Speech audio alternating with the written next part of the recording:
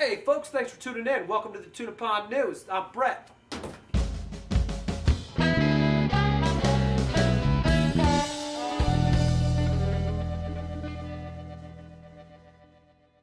Story number one.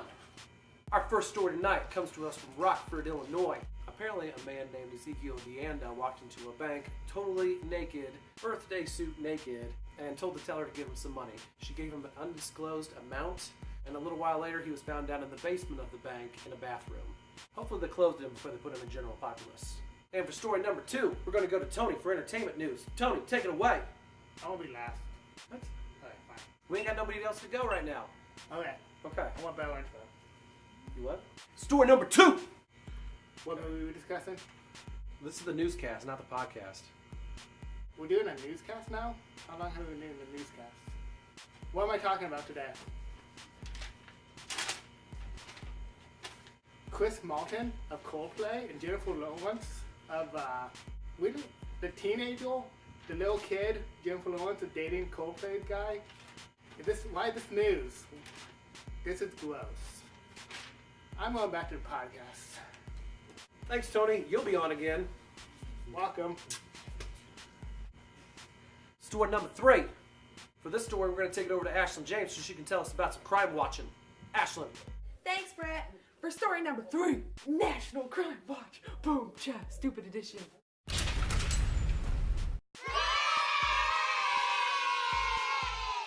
Pedro Bravo, 20 years old, from Florida.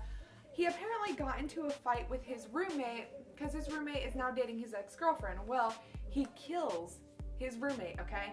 He asked Siri, iPhone, Siri, where he should hide the body. Siri told him about some gulches and forests nearby in which he did. The police actually hacked into his phone, found out that he asked Siri that, found the grave. Also, the police can track your whereabouts on Google Maps or whatever. Not Google Maps. Is it Google Maps? Yeah, Google Maps, and they can see wherever you've been or whatever. Yeah, they found him in that forest. So, either way, motive, evidence, bam, you screwed up. Next crime. In Seattle, a man was sleeping on a bus, okay? Well, next thing he knows, a woman creeps over him, steals his cell phone. And so he was following these people hey, give me back my cell phone. He's yelling at them and then attacks them. Well, the woman, it was a couple who stole the cell phone, by the way. And the woman called the police saying that a man was following them. The police show up, find out that, hey, this guy stole the cell phone. I'm assuming he got it back, hopefully. Good job, dude. I'd attack someone if they stole my cell phone too. Number three, a man in Boston was recently apprehended because he stole a taxi cab. He's in jail for an allotted amount of time for stealing a taxi cab, obviously. Well, then when he gets out of jail, post bail, right? He goes out, breaks into a cop's vehicle, and takes a nap because he was tired. You're stupid, but you're cutely funny. I'm just gonna dance a little bit. Hey. And back to Brett. And for story number four, we're going to go to Abe to talk about sharks. Because I hate sharks, and I don't want to talk about them. So, Abe. Texas. This guy last month caught a 809-pound tiger shark. He spent 7 hours reeling this guy in. Shark was 12 foot 7 inches long. It's a big old shark. What did he do with it? He donated 75 pounds of meat to the local homeless shelter. All these homeless people are just mowing on some tiger shark and enjoying the day. I want to eat some tiger shark. Brett, take it back. Thank you, Abe. And for story number five, we go to Fort Madison, Iowa, where Holly Stevenson and her 12-year-old son, Kyle Wagner, witnessed a miracle, as they put it. You see, 10 years ago, Holly was going through some rough times, so she pawned off her father's violin for $100 at a local pawn shop. A couple years go by, and turns out Kyle's a little music protege. For 5 years, this lady was trying to track down this violin, and she never got anywhere with it. Until 3 weeks ago, when an article ran about the whole situation in the local Hawkeye newspaper.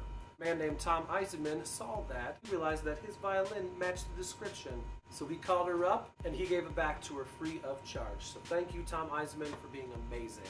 And now, we're going to go back to Abe, live from the internet. Abe, what are you going to talk about tonight? I come to you live from the World Wide Web. So, 20 years ago, this guy was just sitting at his computer writing some code which would later turn into the code that makes pop-ups pop up on your computer. And thus, pop-up ads were born. Apparently this guy finally logged onto the computer in the last 20 years and discovered, pop-up ads are kind of annoying as hell. He finally apologized. Thank you. That's all we needed, was at least an apology, right? We now go back to the studio with Mr. Brett. And now, we need to hear about some box office results. So, Tony, why don't you bring it in from the back? Tony, come on up. We're going to go top 3-ish. Yeah, I'm bringing it to the Tuna Pond News.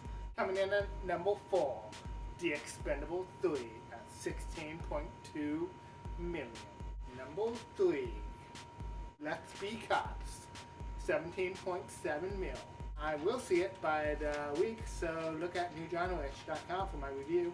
Guardians of the Galaxy, 24.7 million, coming in at number 2. Coming in at number 1 for the second week in a row, Teenage Mutant Ninja Turtles. Come on, America. Thank you, Tony. And Turtles was good.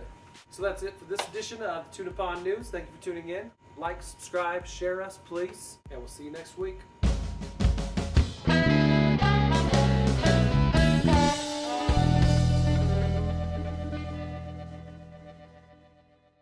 Tuna Pond News, that a film I did back in film school?